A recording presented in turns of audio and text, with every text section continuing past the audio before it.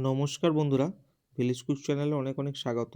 আজকে চলে এসেছি শান্তিনিকেতনের সেই বিখ্যাত নদীটির তীরে, যে নদীটিকে উদ্দেশ্য করে রবীন্দ্রনাথ ঠাকুর লিখেছিলেন, আমাদের ছোট নদী চলে আঁকে বাঁকে, বৈশাখ মাসে তার হাঁটু জল থাকে, পার হয়ে যায় গরু পার হয় গাড়ি, দুই ধার উঁচু তার ঢালু তার পাড়ি। তো সেই বিখ্যাত নদীটার তীরে আমরা চলে এসেছি আজকে পিকনিক করার জন্য। আপনারা পুরো ভিডিওটা দেখতে থাকুন, আশা করি ভালো লাগবে। প্রথমে আমরা ভাতটা বসিয়ে দিচ্ছি। এদিকে জল গরম হয়ে গেছে।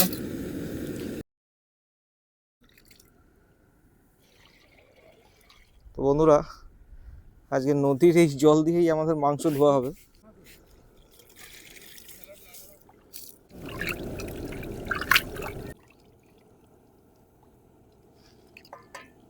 শীতকালে কম বেশি অনেক মানুষই আসেন এখানে পিকনিক করার জন্য।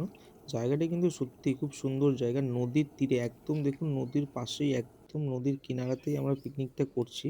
মানে সত্যি জাস্ট খুব সুন্দর, মানে অসাধারণ লাগছিল আমাদের। আপনারা শান্তিনিকেতন আসলে অবশ্যই এই জায়গাটা পারলে পিকনিক করবেন, খুব সুন্দর লাগবে। পেঁয়াজ আর আলুগুলোকে কেটে নিচ্ছি, কাটা হয়ে গেছে, এবার সুন্দর করে ধুয়ে পরিষ্কার করে নিচ্ছি। এই যে আমাদের ভাত রান্না হয়ে গেছে, ভাতের ফ্যানটা ঝরানো হচ্ছে।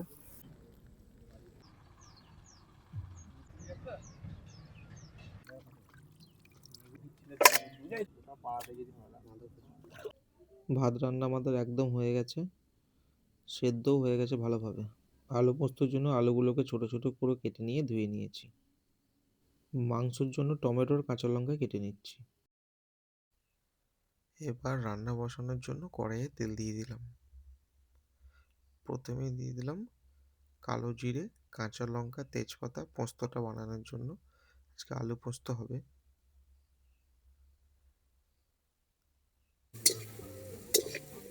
দিয়ে দিলাম নুন, টমেটো। এবার আলুগুলোকে দিয়ে দেবো, দিয়ে ভালো করে একটু ভেজে কষিয়ে নেব। দেখুন বন্ধুরা, প্লেসটা দেখুন একবার শুধু।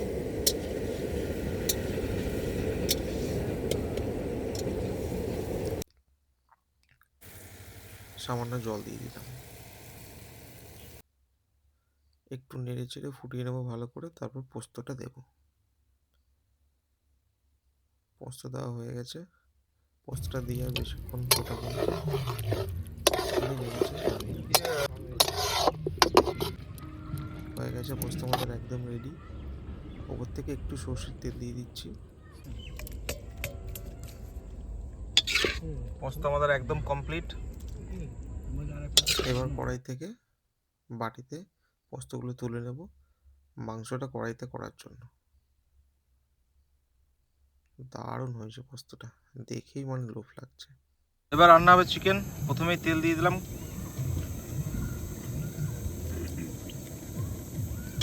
দিয়ে দিলাম গরম মশলা আর ছোটো বড় তেজপাতা।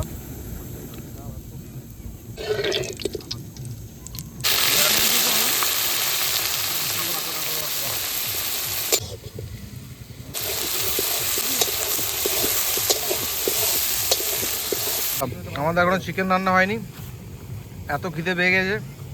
বন্ধুদের পোস্ত দিয়ে ভাত খেলাম, পোস্ত দিয়ে ভাত খাওয়া হয়ে গেল।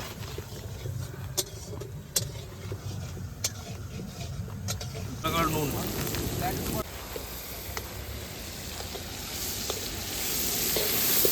আমাদের চিকেনটা চাপাবো, চিকেনটা রান্না বসাবো এবার।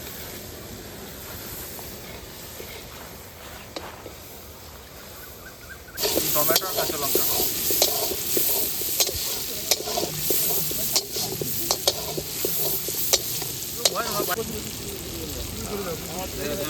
আদা আদা পেস্ট, রসুন।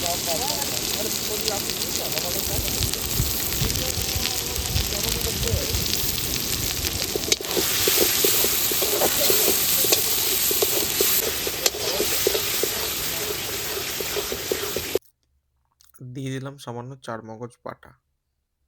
চার মগজ দিয়ে আজকে রান্নাটা করব, কারণ রান্নাটা একটু অন্যভাবেই করবো বলে প্ল্যানিং করেছিলাম প্রথম থেকেই। অনেকক্ষণ থেকে ভালোভাবে কষিয়ে নেব। কন্টিনিউ নাড়তে থাকতে হবে যাতে লেগে না যায়। দিয়ে দিলাম জিরের গুঁড়ো, কাশ্মীরি লঙ্কার গুঁড়ো,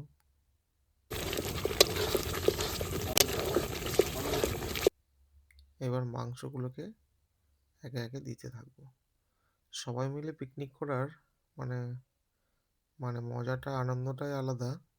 আমরা বন্ধুরা মিলে এখানে পিকনিকটা করছি, খুব সুন্দর লাগছে, জায়গাটাও মানে খুব সুন্দর চুজ করেছি আমরা। মানে কোপাই নদীর পাড়ে এত সুন্দরভাবে পিকনিক করতে পারবো ভাবতেও পারিনি, হঠাৎ করে প্ল্যানিং হলো। তো বন্ধুরা মিলে চলে গেছি হঠাৎ পিকনিক করতে। মানে সত্যিই সুন্দর লাগছে, অসাধারণ লাগছে। মাংসটাকে কন্টিনিউ নাড়তে থাকতে হবে, না হলে কিন্তু মানে নিচে লেগে যাওয়ার ভয় আছে।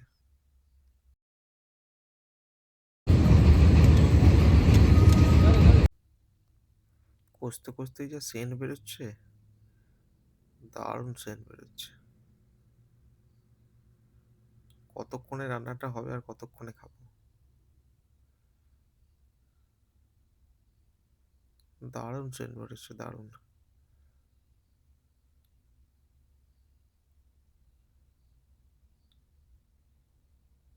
আপনারা কোপাই নদী কে কে এসছেন আর কোপাই নদী কে কে দেখেছেন অবশ্যই কমেন্ট করে জানাবেন। রান্না আমাদের একদম কমপ্লিট। দেখুন কেমন হয়েছে রান্নাটা, মানে দেখেই মানে কতক্ষণে খাবো, অসাধারণ লাগছে। একটু খেয়ে দেখা যাক কেমন লাগে। ঝোলে ভালো করে চুবিয়ে নিয়ে খাচ্ছি, দারুণ হয়েছে, দারুণ দারুণ দারুণ, খুব সুন্দর লাগছে। এবার ভাত খাবো। ভাত দিয়ে প্রথমে পোস্তটা টেস্ট করব। পোস্তটা মানে ভালোই হয়েছিল, তখন একবার টেস্ট করেছি, এখন ভাত দিয়ে খেয়ে দেখবো কেমন লাগে। দুজন তো অলরেডি খেয়ে নিয়েছে পোস্ত দিয়ে ভাত।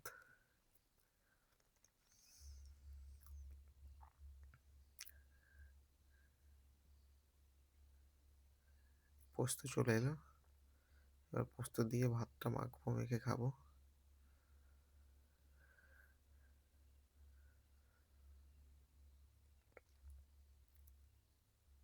পোস্তটাও দারুণ হয়েছে কিন্তু বন্ধুরা। এবার ভাত দিয়ে একটু পোস্তটা, বাঙালিদের তো পোস্ত না হলে হয় না। পোস্তটা সত্যিই খুব সুন্দর হয়েছে। এবার চলে এলো মাংস। আর মাংসটা দেখুন, মাংসটা খুব সুন্দর সেদ্ধ হয়েছে। মাংসটা দিয়ে খেয়ে বলবো কেমন হয়েছে। দারুণ, দারুণ দারুণ। আমাদের ভিডিওটা ভালো লাগলে অবশ্যই একটা লাইক করবেন, কমেন্ট করবেন এবং সাবস্ক্রাইব করে পাশে থাকবেন নতুন ভিডিও পাওয়ার জন্য।